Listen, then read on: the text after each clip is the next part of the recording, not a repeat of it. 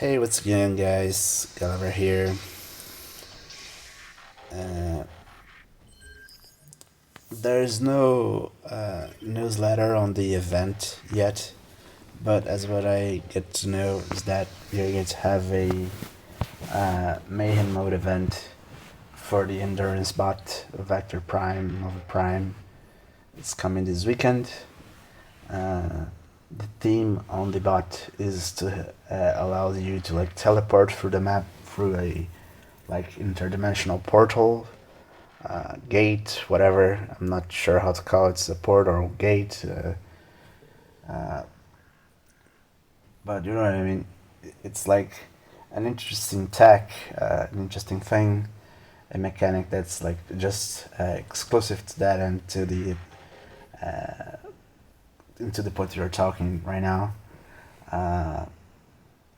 It was exclusive to him, the teleport strategy, which is like really interesting. Um, so yeah, uh, that's something like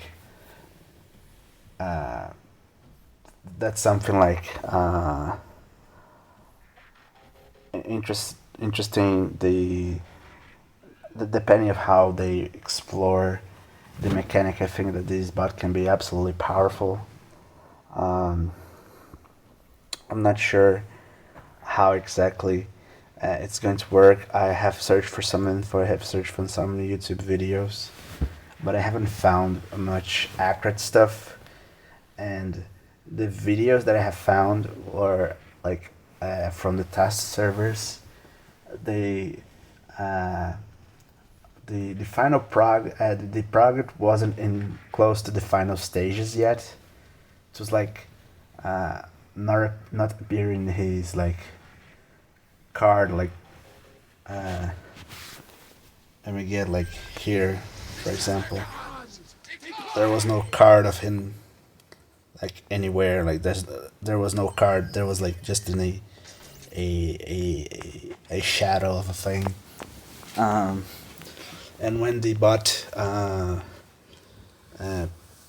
was selected and it dropped to the field, it was just it was just like some black dots, some black points in the screen, which were like weird. I not sure. Like it was like 100% glitched, to be honest. So I think that I cannot comment about something that like isn't functioning properly, to be honest. So I left as it is. So when there's more reliable info, I will show it to you guys. One of the things that I have wanted to showcase is that we finally get the final skins for D-16. So just to show you guys, this is the standard D-16 skin for the 4-star. This is the standard design. This is the default design for him. This is the first skin that you get, and this is the second skin that you get. A little bit more saturated, a little darker. I kind of like that a lot. I think that these two transformations allow her to be more accurate to the movie. In the end, like I think that this is like more D-16. This is more Megatron in the end, very end of the movie, basically. I'm not sure if that's 100% right, but that's how I feel. And this is like beginning of the movie, classic D-16. So I honestly feel that it's not a coincidence. It's not a coincidence. It's not a coincidence that the unskin is the on the 4-star. I think that without any skin, it's the best one. I don't like too much the other skins. It's nice for the design on the Megatron Canyon for the alternative mode to have it. But I honestly see these design so often that I think that the new design from D-16 is kind of a little bit cooler. So I just feel that. So that's the standard way you get it. First skin, second one. I just recently got it. I have opened a little bit of the batches. Um, as you can see, I was very unlucky here because Power Punch is one of the most useful. It's one of the last useful minions in the game. Um, to be honest, you can use him with maybe a warrior or something that has very very low damage to like kind of help you deal with the shock tower, but is that really good? Not that much.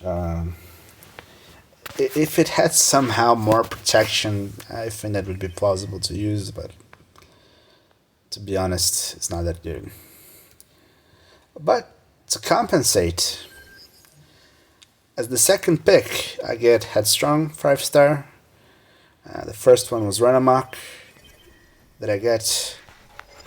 I was very happy when I got it.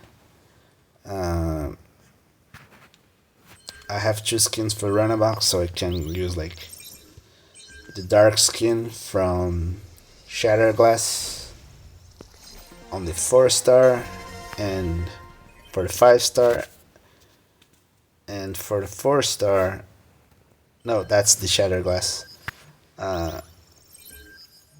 Yeah, that's the Shatterglass skin for the 4-star, for the 5-star,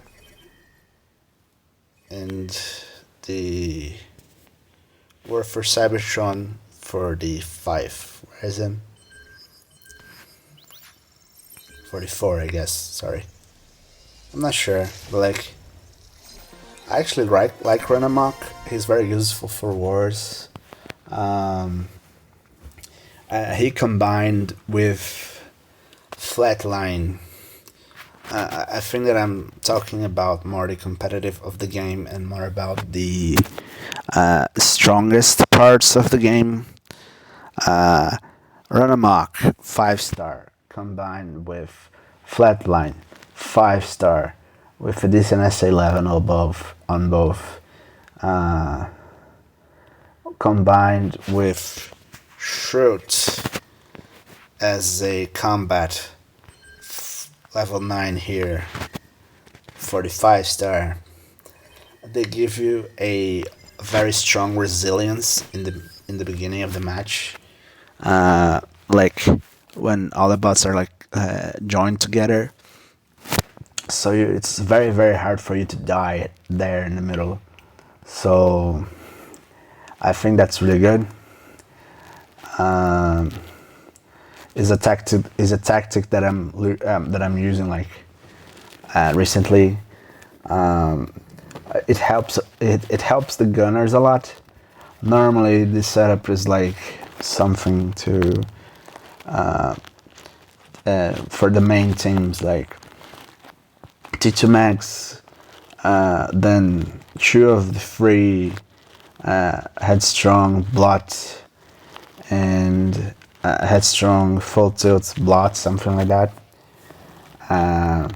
Then we have 4 spots left, so and sometimes Cooler in the middle of these 4 or 4 first spots. Then these spots are like very solid. They don't like care too much about HP in the beginning. Like T2 Max has a massive amount of HP. The Warriors as well. The Full Tilt is full with healing with Fracas and what's the name? Fracas and Alchemist Prime, and Coolagoon as well because of Amalgamus. But these are the first 4 spots of the team. The other ones can be with flatline and run amok, and the other two spots can be two gunners. So like I'm very unlikely to use like a huge amount of gunners, but if I use, I can use two in this team, and I don't feel that I'm going to insta lose any of them in the beginning of the match right away. So I'm a little bit safer, to be honest. So I think that's pretty much it for the like tactics and stuff. Um, they're not upgrading because I have the aerials upgrading for the 5 stars for defense aspects, but don't need to worry. I was like really happy when I got them, but I'm not like super crazy dying of anxiety of like I just feel happy, but like when I didn't went like super crazy on it. I get really happy, but like I'm not frustrated because we have to wait a little bit to get it. I'm thinking on taking out Vert Breaker and returning Glitch to Max. Just have some kind of variety. I actually like Glitch on it. It's something different to have, to be honest. I think that eventually I'm going to go with Groundhog on T2 Max because of the interaction it has with the defense aspects of the game, like having a better defense setup for having Groundhog on the back of the map, dealing a little bit better with bots, being applying a little bit more damage to bots themselves. I think it's like good to like teach a max to don't get stuck with any bot in the beginning of the in any point of the match, and I think that's like a good plan. And for one of the weird gameplay that I have that recently, it was defeat. It was this one.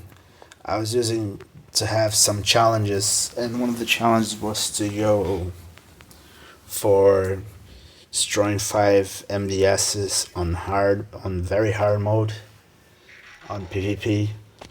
So like I have like 2 another random bots like to don't like cross the very hard limit point on it. So I was like, okay, I have to crush this middle part here. But look at this.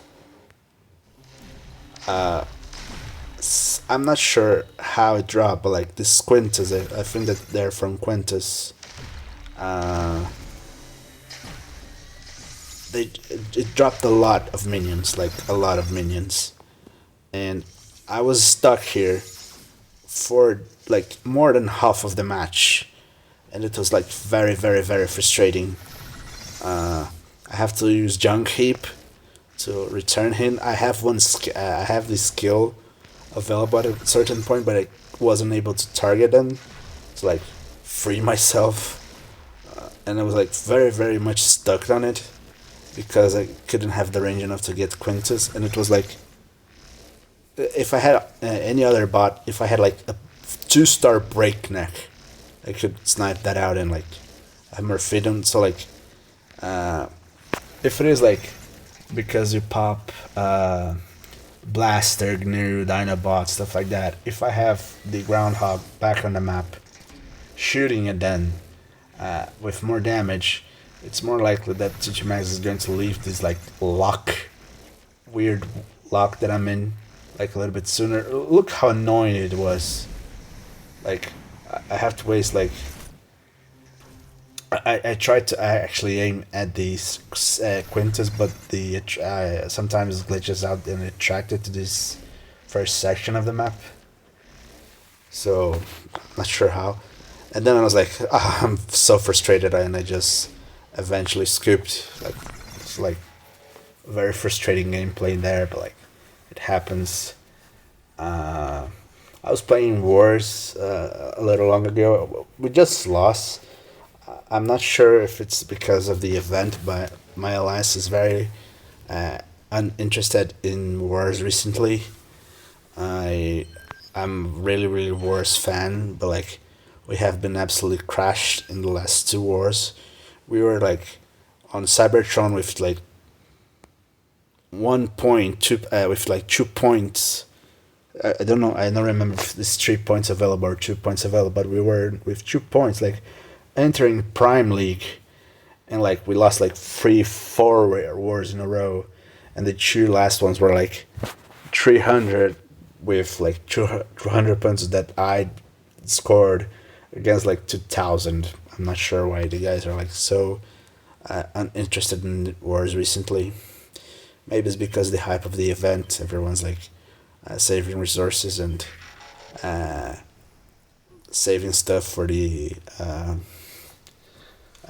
Mayhem mode event. Uh, I'll be able to upgrade. I won't be able to upgrade Soundwave or Flatline, sadly, but I'll be able to upgrade the aerials, and eventually I'm going to like make a standby and leave the new 5 stars Headstrong and run amok close to like level 51 or in the middle of the way with the level 51. So when I'm going to play with then in the middle in the weekend events, it's going to be a little bit faster, I guess. I have purchased the gate thing on the what's the name of the combiner? I'm gonna remember. This one that had all these that had all no, it wasn't this one. Yes, what it was this one. It has all these a huge amount of shards and stuff. So like a lot of repetitive ones. So this means that I'm wasting a lot of like energon recently, and alloy as well to like upgrade a lot of stuff. I have upgraded these to level 20. I was absolutely sure that these two were level 20, but apparently just Thundercracker was. I think that every single area that's decent and plausible to be used is with a minimal upgraded uh, in haste ordnance. The only one that I think it's missing. No, actually, there's no one missing. These are like not even decently upgraded, and these is like very bad. So every single area is at least with something. Even the gimmicky just for raids. No, it's actually missing one. This one. I switch sometimes these for the Cybertron Star Screen. So this is the last one. I should pick eventually an extra one of these and place on Cybertron Star Screen, or even leave like an equipping and equipping to the other one. I think that I don't care about Cybertron Star Screen that much to like do that, to be honest. Also, I'm forgetting stuff. Sorry.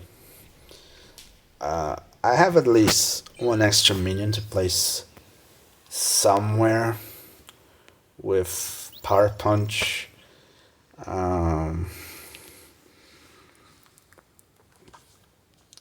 As I see,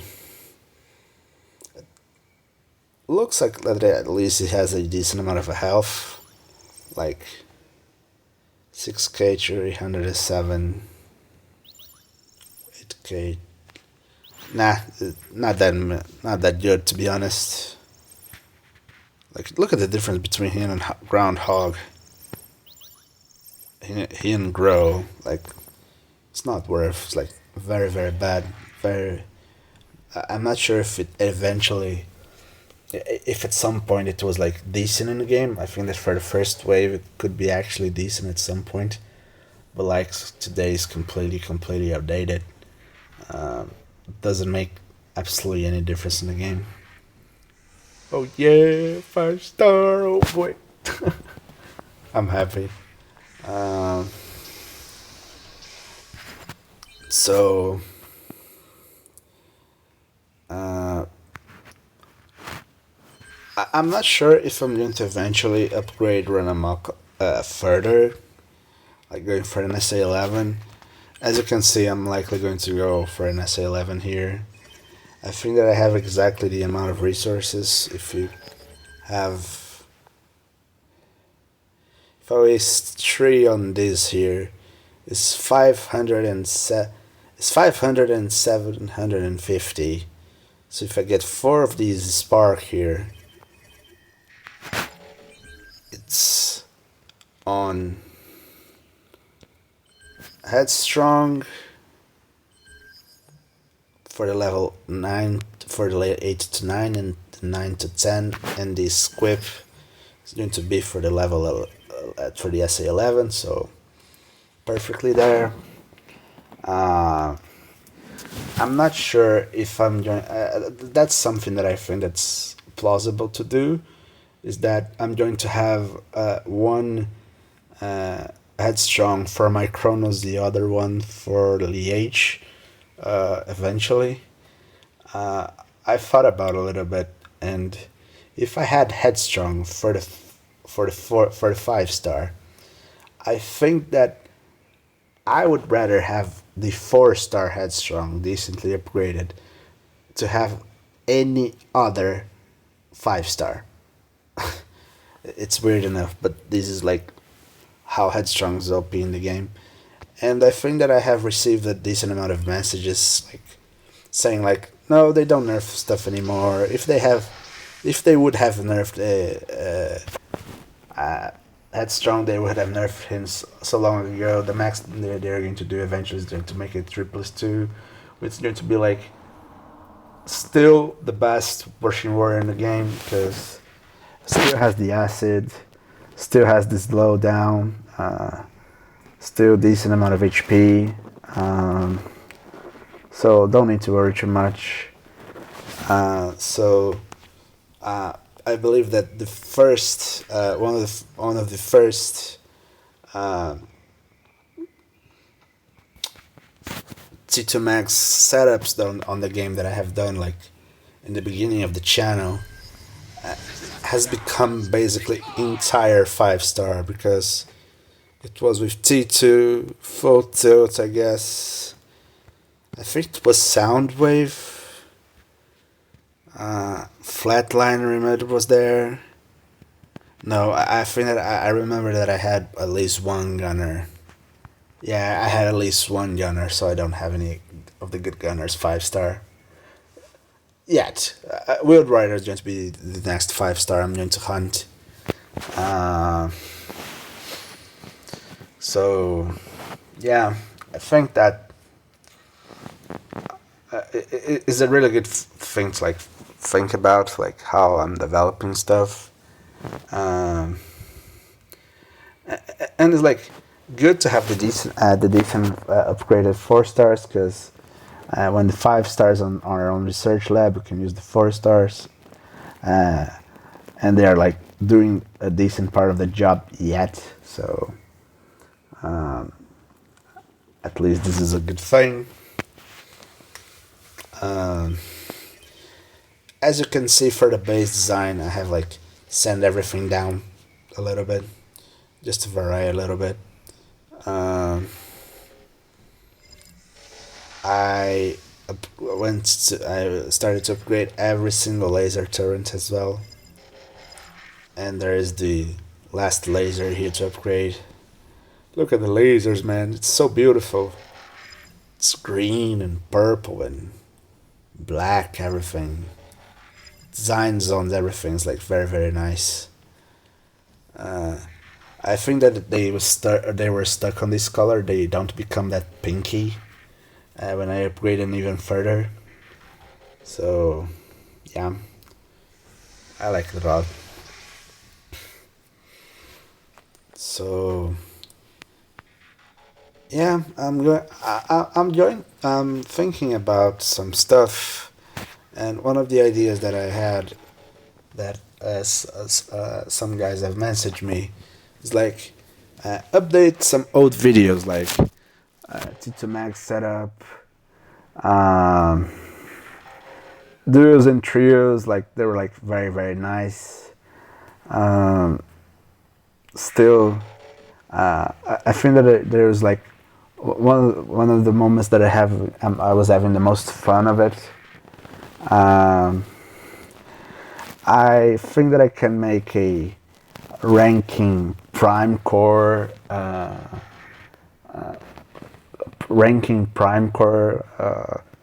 stuff. Like sometimes people asking me a lot to make a comparison on Titans video, and I'm actually did a lot of videos talking about it when I was doing Titan Assault, and showing you some gameplays with Nemesis when I was upgrading with the mainly with the Titan Tech tree upgrades and stuff. So yeah, I think it is what it is.